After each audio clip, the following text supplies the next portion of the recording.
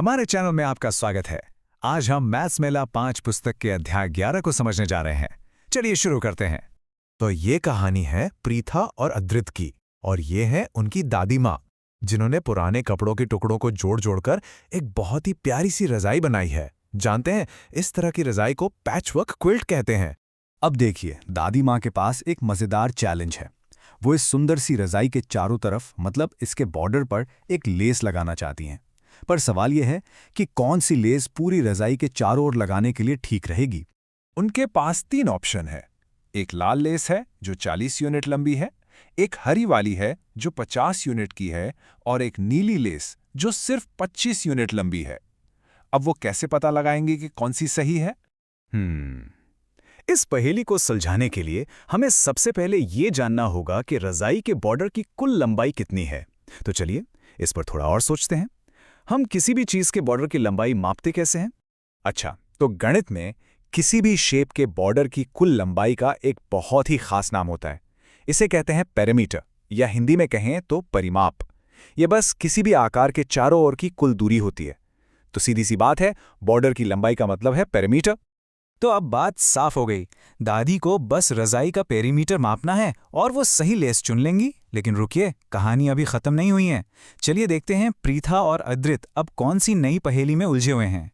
अब वो क्या कर रहे हैं कि अपनी टेबल को अलग अलग शेप्स से पूरी तरह ढकने की कोशिश कर रहे हैं। लेकिन उन्हें जल्द ही पता चल गया कि कुछ शेप्स दूसरों से बेहतर काम करते हैं। जैसे गोल आकारों को रखने पर बीच बीच में खाली जगह बच जाती है। उन्होंने ये भी देखा कि स्क्वायर और रेक्टेंगल जैसे शेप्स तो सतह को एकदम परफेक्टली, बिना कोई गैप छोड़े, ढक देते हैं। तो अब अगला सवाल ये आता है कि हम उस पूरी सतह को कैसे मापें जिसे ये शेप्स कवर कर रहे हैं।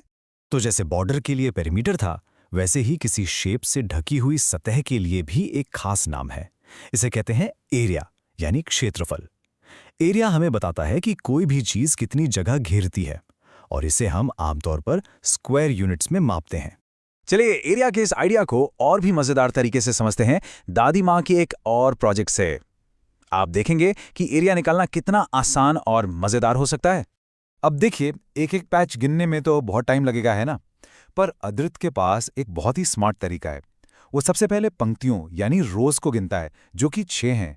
फिर वो हर रो में लगे पैच को गिनता है, जो 4 हैं, और फिर बस इन दोनों को मल्टीप्लाई कर देता है। और बस यहीं से हमें मिलता है रेक्टेंगल के एरिया का एक सुपर सिंपल फॉर्मूला। एरिया बराबर होता है लंबाई गुणा चौड़ाई के। तो इस गलीचे का एरिया हुआ 6 गुणा 4, यानी कि 24 स्क्वायर यूनिट्स। कितना आसान है ना? ये एक बहुत ही कमाल की बात है। आपको एक एक करके हर स्क्वायर को गिनने की कोई जरूरत ही नहीं है। बस पंक्तियों की संख्या को कॉलम की संख्या से गुणा कर दीजिए और आपको एरिया मिल जाएगा। अच्छा, अब जरा एक मजेदार सवाल पर आते हैं। अगर 2 शेप्स का एरिया बिल्कुल एक जैसा हो, तो क्या यह जरूरी है कि उनका पेरीमीटर भी एक जैसा ही होगा? चलिए पता लगाते हैं। ये उतना सीधा नहीं है जितना लगता है।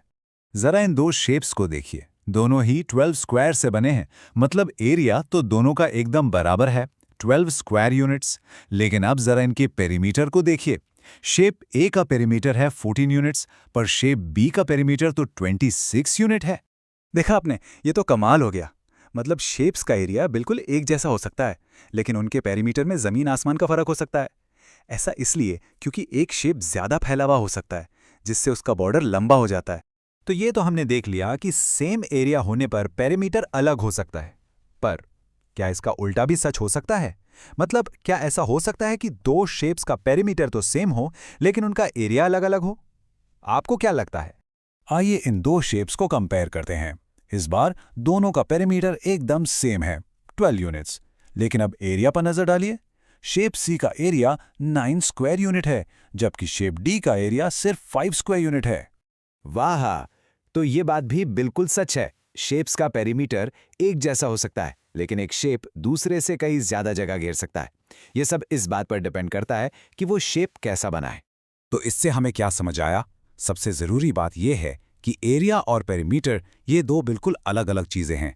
एक को देखकर दूसरे का अंदाजा लगाना हमेशा सही नहीं होता। तो अब एक मैथ एक्सप्लोरर बनने की बारी आपकी है। तो अब आपकी बारी। अपने आसपास नजर दौड़ाइए। आपका घर ऐसी आयताकार चीजों से भरा है जिन्हें आप माप सकते हैं। आपकी नोटबुक का कवर, एक अखबार या फिर लूडो बोर्ड। चलिए आज कोई भी 3 चीजें ढूंढिए और उनका एरिया और पेरीमीटर निकालने की कोशिश कीजिए। ये एक बहुत ही मजेदार खेल बन सकता है। देखने के लिए धन्यवाद। हमारे चैनल को लाइक, शेयर और सब्सक्राइब करना ना भूलें।